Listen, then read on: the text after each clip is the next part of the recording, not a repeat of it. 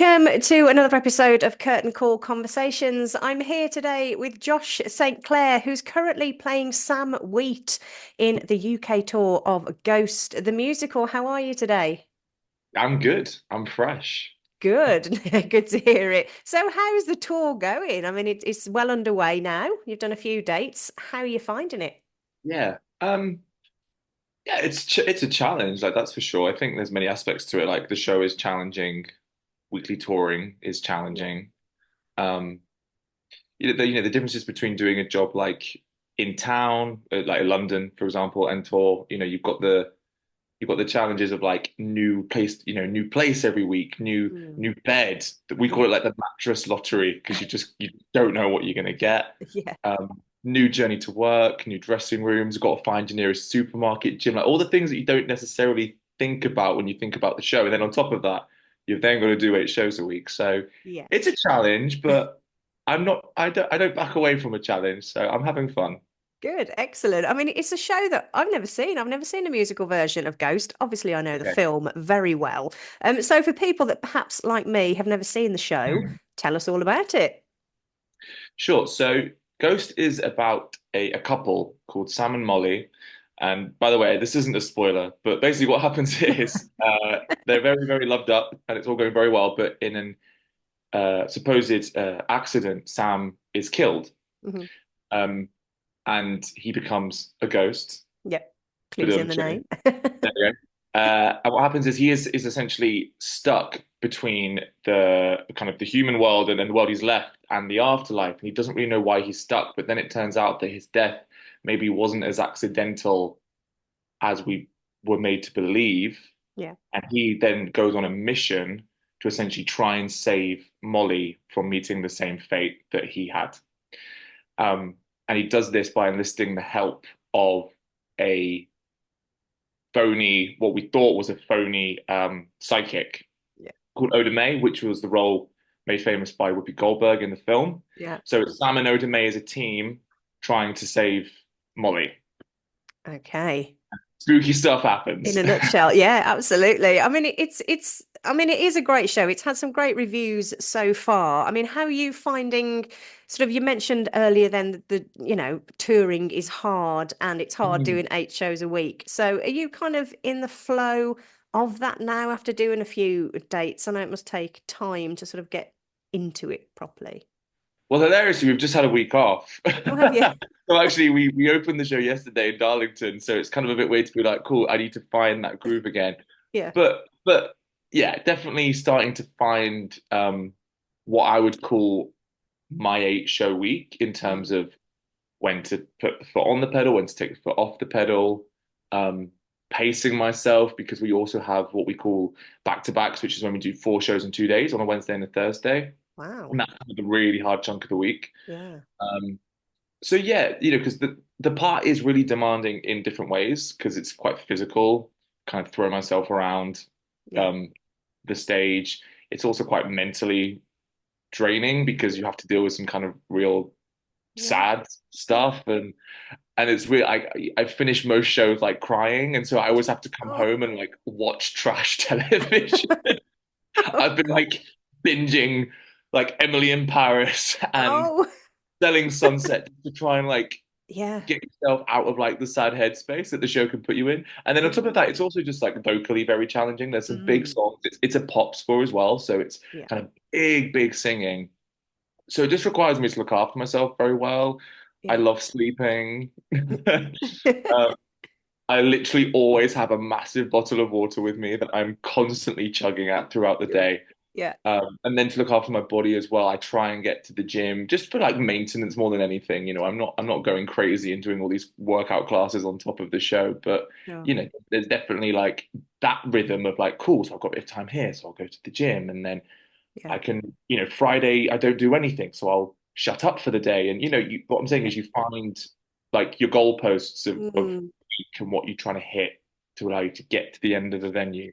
And Yeah. then we're rewarded with 2 days off, which is quite nice because usually in theatre you've got one. So Yeah. we have two to travel to the Nice. next place. And then usually I just shut up. Yeah, vocal rest is very important. As you say, you've got some big songs to sing. And I think With You, just it just stands out there as one of the most heartbreaking songs in musical theatre. So I can totally understand why the emotion is high. I mean, is it sort of that particular song or is it another song in the show? Yeah, I mean, I don't see so Molly's character Yeah, sings Molly, yeah. with Becky, and she nails that every night. Like I get to watch that Yeah, in the wings yeah. most nights, just watch her do it, and she's Mm, sensational, and it's mm, very yeah, it's very mm. cool to watch that moment, and also you kind of see sometimes I can sneak and I can see people on the front row just like sobbing. Yeah, yeah, Um, but what and yes, like those types of songs and like the end of Act One, where the audience learns something about the death. I'm not going to give anything away, but yeah. I then have to sing a song um called "I Had a Life," which is very like just almost like shouty. And yeah, there's ways to approach it. Obviously, you try to be like technical and you try and Yeah. be safe as a singer, but Mm. sometimes when you're going to those emotional places, you do just kind of have to let go and let rip and Yeah, just like the sound is what the sound is. yeah, yeah. Um, but what is nice about the show is that we do have to go to these really kind of sad, emotional places. I feel quite lucky. Molly's kind of a different beast. She has to like live in Mm. Sadland. She has to kind of live in Sadland, Yeah, whereas Sam, I do get to have the luxury of them playing with quite a bit of comedy because the dynamic between myself and the Oda May character, the psychic, is there's quite like a almost like aunt nephew relationship. It's very yeah, bickery. There's lots of comedy in there. A great scene in Act Two where we're essentially trying to plot to like take some like try to steal some money back. yeah. And it's kind of what's quite nice for me in that regard is like I've gone to the slightly more emotional parts of it where you think, oh god, this is awful and sad and I can't stop crying, but then luckily I get to kind of have a bit of a laugh and the Yeah, audience bounce off of the two of us and you get a great response from them as well. So yeah. yes, it's definitely like it's a roller coaster for Yeah. sure. Yeah, there needs to be those lighter moments, in a show about death, doesn't Yeah, there really? I I mean, think let's so be because I honest. also I think that's how you get the payoff at the end because Mm, at the end again like I don't want to give too much away but like it's not happy endings. You got to think like Sam's mm, already dead. yeah. So you do hear at the end people are literally cathartically crying. And Yeah. actually, Darlington last night, it's quite interesting that we don't have a pit. So usually we've got the band before the Okay. audience, but we've got because of the venue, every venue is different. We've got the band off stage in like a separate room, so the front Mm. row is really close. Oh. Literally see people like getting in pockets, getting tissues, and if you ever Oh. glance out front, you do see people are literally like, oh, I'm like, job Yeah. done. Well, exactly. It's testament to you guys that you're doing your job correctly and people are totally drawn into to what you're portraying on stage. So, well Yeah. done for that. I think so. That's what I'm saying. I think the comedy helps with that because then Mm. what happens is when we then turn that corner and we go back to, the harrowing longing for each other of Molly and Sam and the fact that she can't see him but he can see her. Yeah. We go back to that very suddenly. It does make the audience, I think, go, "Oh my God, yeah, this is where we are," and then suddenly the Yeah. tears start. Whereas I think if it was like sad the whole way through, that would be quite. I think it would probably eventually get maybe a bit boring for the audience Yeah, there needs to to be some watch. light relief. Yeah, exactly. Exactly. I mean, I guess one of the most iconic scenes in Ghost, you know what I'm going to say, is the pottery wheel. We all remember it from the film. Patrick Swayze, Demi Moore, iconic. I mean, how is this done on stage? Do you actually physically make pots every night? I mean, I don't make anything. Rebecca, who plays Molly, so she got some classes to learn how to Oh, do it. really? Um, Hmm. so there is live pottery. There's a wheel. It spins. There's clay. Excellent. It's messy. It's real. Um, Good. and Rebecca is actually pretty damn good. Like I'll turn around and we do that scene, but the pottery does come back a bit later in the show, and it's essentially like a mush of clay at one point, and I turn around and she's just made like a full pot. Yeah, she have a collection of pots at So- the end of the And run. my face is giving, I'm really sad, but my mind is going, that's fantastic. Well Really done. good. Yeah. She's got a Yeah, career after this, if it doesn't she work out, does. she can Like be a I say, she potter. Yeah, does. why not? So yeah, that moment does happen pretty early on in the show. Actually, it's a bit different the context of it, just because the stage Mm, adaptations always are a bit different. But you do have that iconic him sitting behind her, the hands messing with the clay, all of that yeah, happens. So Yeah. if you are a fan of the film, you won't be disappointed, I don't think, in Good. that sense. I also don't think you'll be disappointed in the show as a whole. What I would Yeah. say about this particular production is it is very loyal Good. to Yeah. yeah, for The sure. film. Great. So any fan of the film will be all over this one. I mean, it's doing a great tour for the rest of this year. Have you got any locations that you're excited to visit, perhaps you've not been to before? Uh, hmm. But I do what Bath. Bath. I've heard Bath is really nice. Well, apparently so. I mean, I've never been, Yeah, but yes, I've heard that need to too. need to revise. So Bath is on there. Yeah. Cheltenham we're in next week, which I've heard is also really, really Cheltenham nice. is lovely. I have been there. Can tell you that one. Yeah. Okay, there we go. And then next year there is a few venues because we go up till Christmas and then we Mm. start again in the new year. And then there's Yeah. some venues in the second half of the tour which I'm excited about. We go a bit closer to London, so we're doing Okay. like Wimbledon and stuff, which Oh means yeah. like a lot of my like London friends will be able to come watch the show. Yeah. And then I've got a lot of family in Birmingham, so I'm I from will have. Birmingham. Are you? Oh, Yeah. there you go. Yeah. I've got a lot of family kind of like Sutton Coldfield, Tamworth Oh, area. oh yeah. Yeah. Oh That's kind of nice. where that's where I grew up. Well, I say I grew up. I lived there till I was 4 before I then Oh, moved. So okay. I then moved to a different part of the country. But we Yeah. don't. Sadly, there's not a big theatre near where I actually live. Mm. So Yeah. Birmingham's like the home venue, if you like.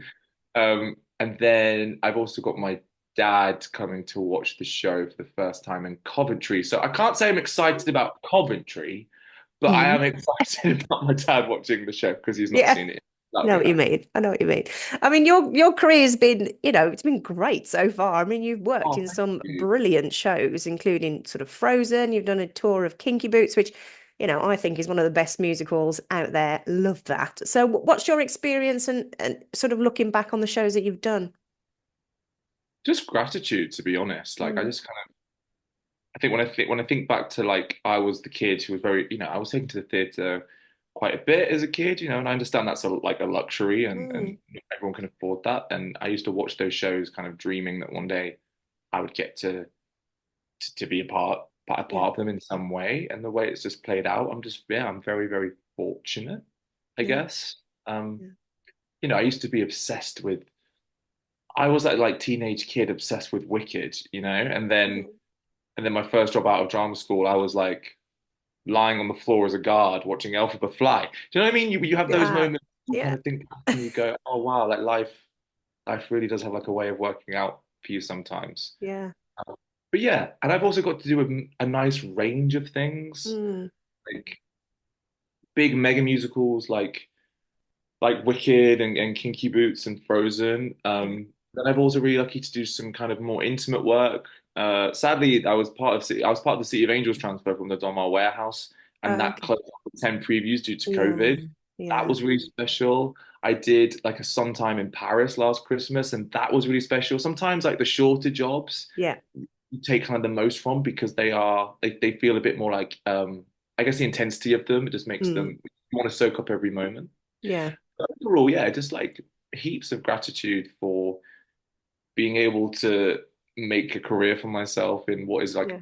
a very tough industry, essentially. Yeah. Yeah, absolutely. I mean, talk me through sort of the audition process for you, perhaps for this show for Ghost. I mean, Oh. what did you have to do for this role?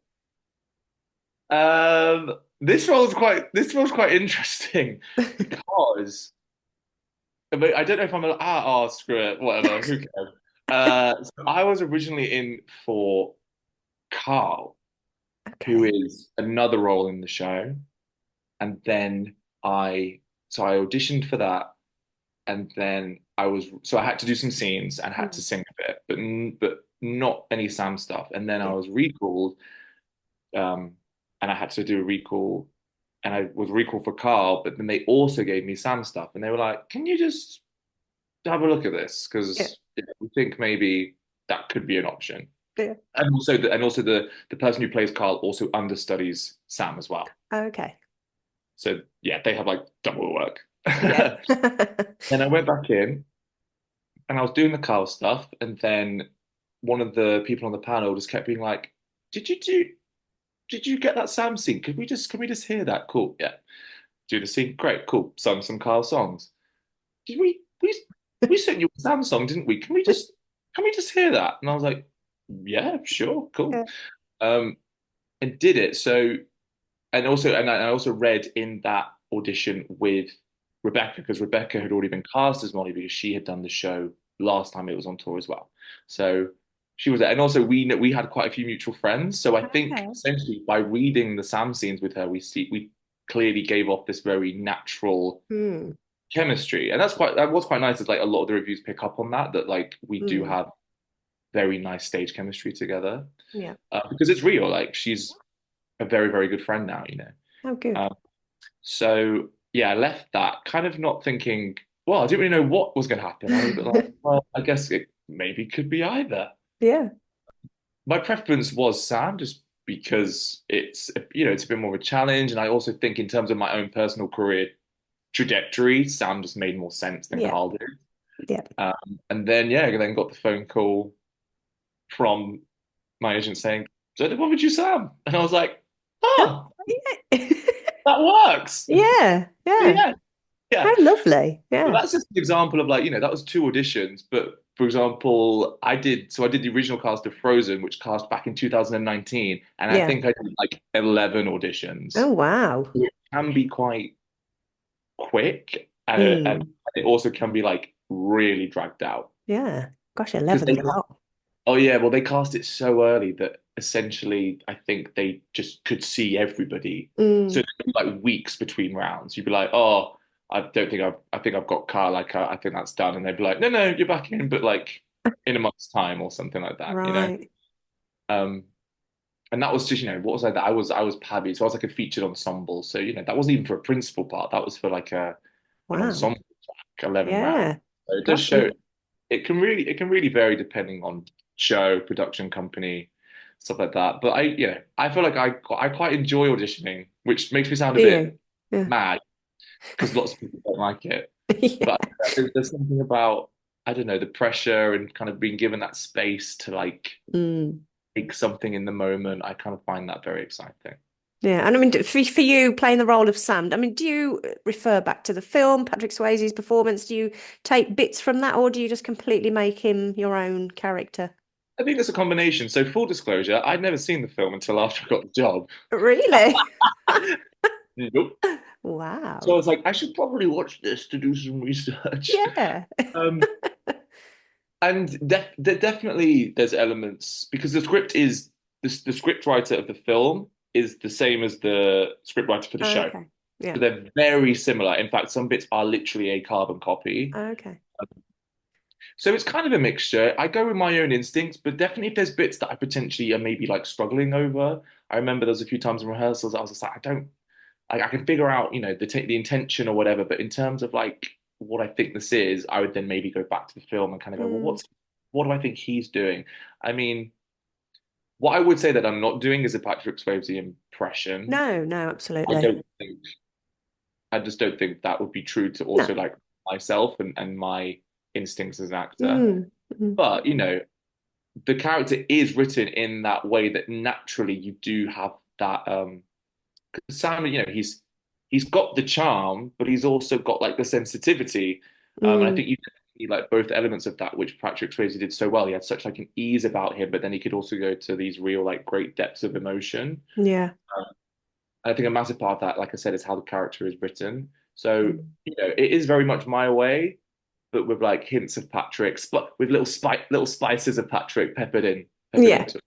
Yeah. I think it's just one of those things, isn't it? Whenever anybody mentions Ghost, you instantly think of Patrick Swayze anyway. So I guess there's always going to be some sort of comparison, but Yeah, and they're seeing it big live on shoes. They're stage. big shoes. They're very big shoes to fill. Mm. Yeah. But hey, Patrick Swayze didn't have to sing, so Yes, exactly. And you have to do that 8 times a week, which is commendable. I mean, I can't wait to see the show personally myself. I will head to see it in Birmingham when you head our way next year. Can't wait for that. But thank you so much for your time today. I hope the rest of the run goes really well for you this year, and wishing you all the best.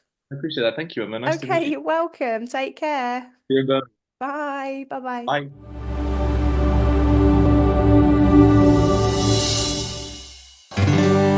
Oh, my love, my darling, I've hungered for your Here right now,